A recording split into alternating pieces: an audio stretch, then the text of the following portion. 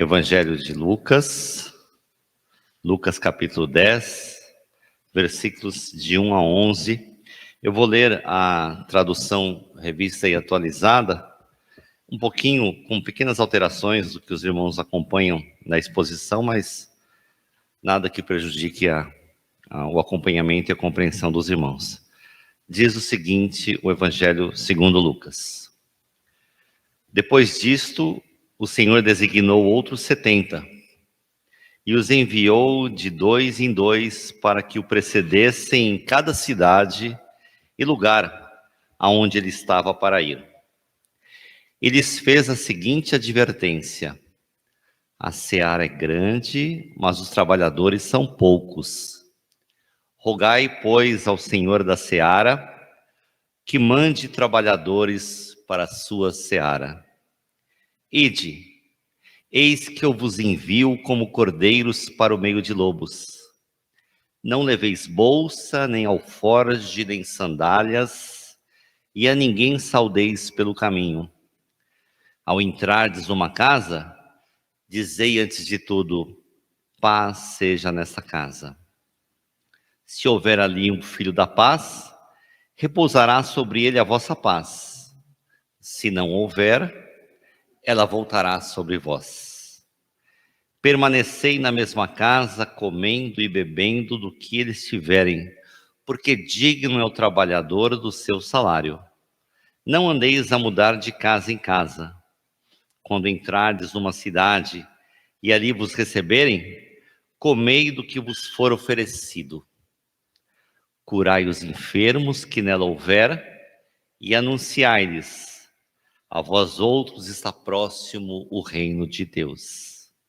Quando, porém, entrardes numa cidade e não vos receberem, saí pelas ruas e clamai: até o pó da vossa cidade, que se nos pegou aos pés, sacudimos contra vós outros. Não obstante, sabei que está próximo o reino de Deus. Que Deus abençoe em nós a leitura da sua palavra. Amém. Os irmãos podem se sentar.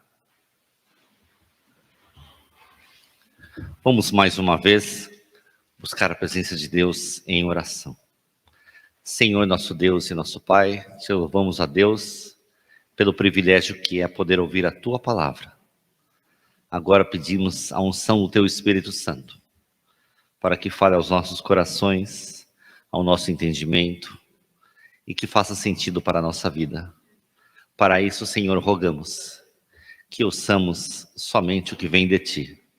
Por Jesus Cristo, nosso Senhor e Salvador. Amém.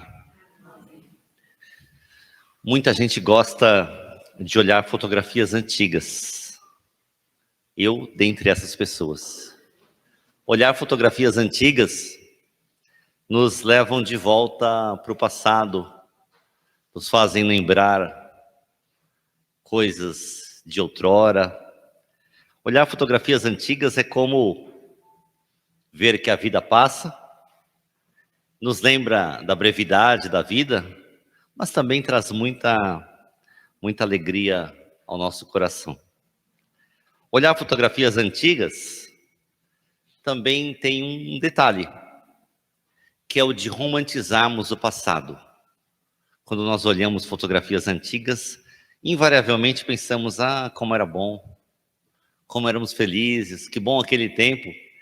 Evidentemente ignorando os problemas e as dificuldades que muito provavelmente atravessamos também no passado. Mas é assim que acontece, porque nós gostamos de ver e romantizar o que já passou. Isso acontece também não só com as fotografias antigas, mas com alguns modos de vida. E uma das maneiras talvez mais romantizada, ou seja, uma das maneiras que seja mais idealizada, é a vida no campo. As novelas e as histórias românticas tendem a fazer isso. Mostram um lavrador feliz, participando de festas, mas ignorando que tem que acordar muito cedo, cuidar da terra, dos animais, da terra que muitas vezes não é sua.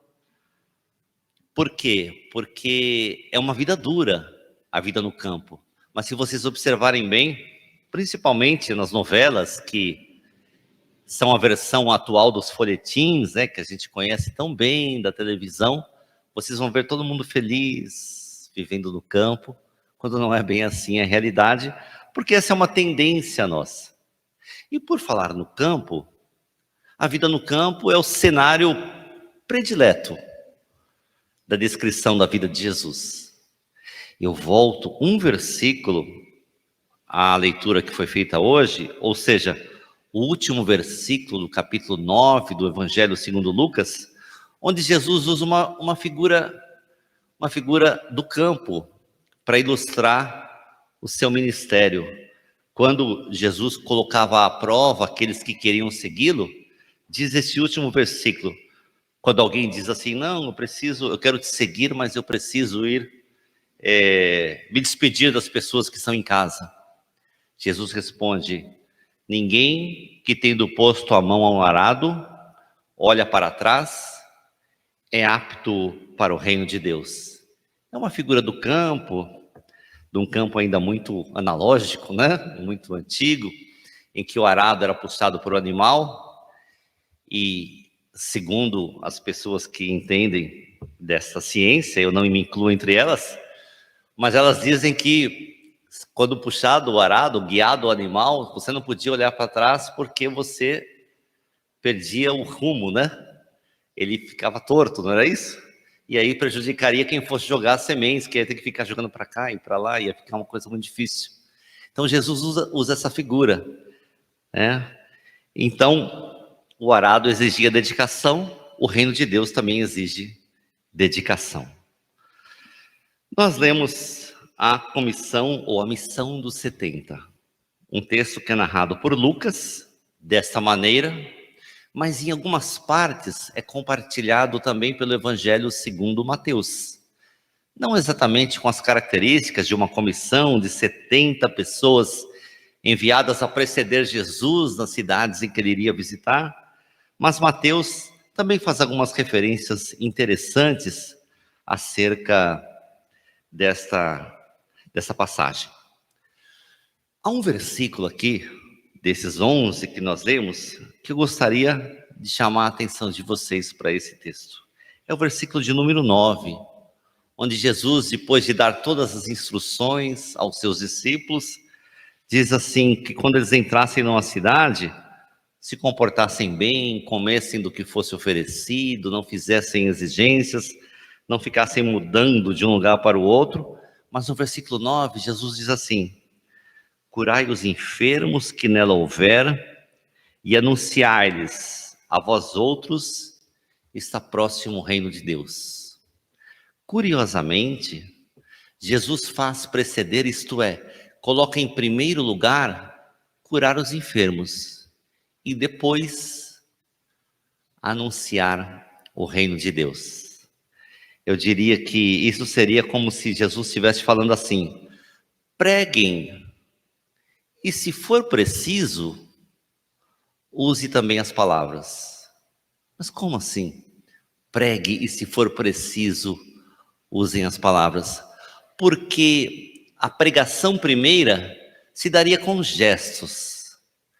Curem os enfermos, e aqui a expressão pode ser entendida como enfermos físicos ou espirituais, não importa.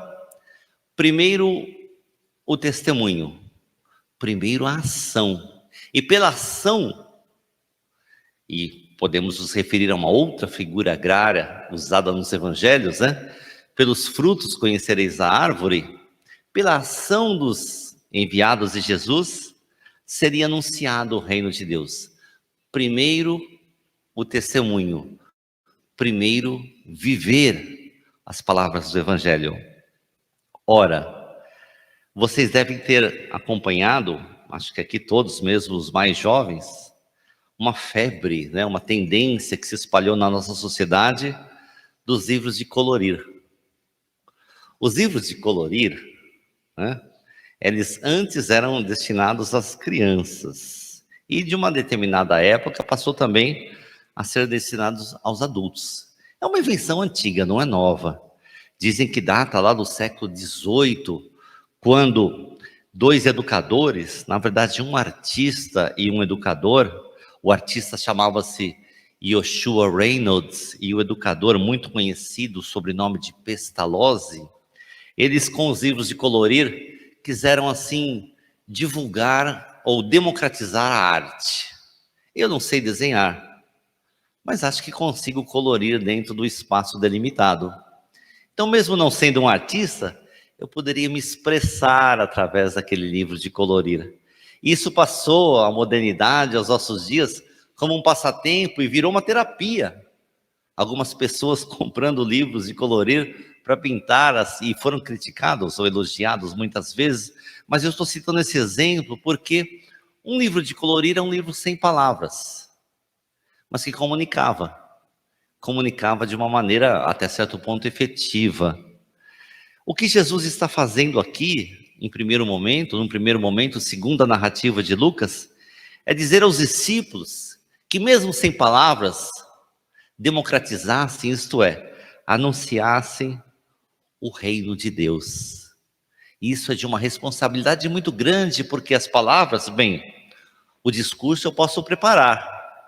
Eu posso preparar, como de fato fazemos sempre que ocupamos esse púlpito, preparamos a nossa fala, mas o meu testemunho, esse eu tenho que viver.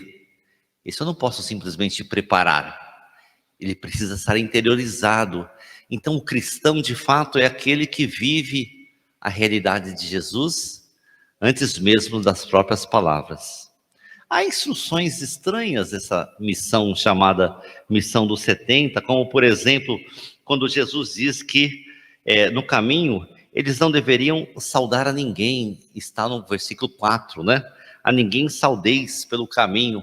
E nós podemos imaginar assim que é um gesto um pouco antipático, né? Só quem já cumprimentou alguém na rua e não recebeu nada em resposta sabe o que isso significa. Quando você diz bom dia, a pessoa ignora completamente o seu bom dia. Será que era isso que Jesus estava recomendando? Certamente não. Na saudação oriental, isto é, na vida dos viajantes à época de Jesus, existia uma prática. Quando as pessoas se encontravam pelo caminho, elas obedeciam um ritual de saudação. Não era uma coisa do tipo, oi, tudo bem? Havia um ritual, levava tempo.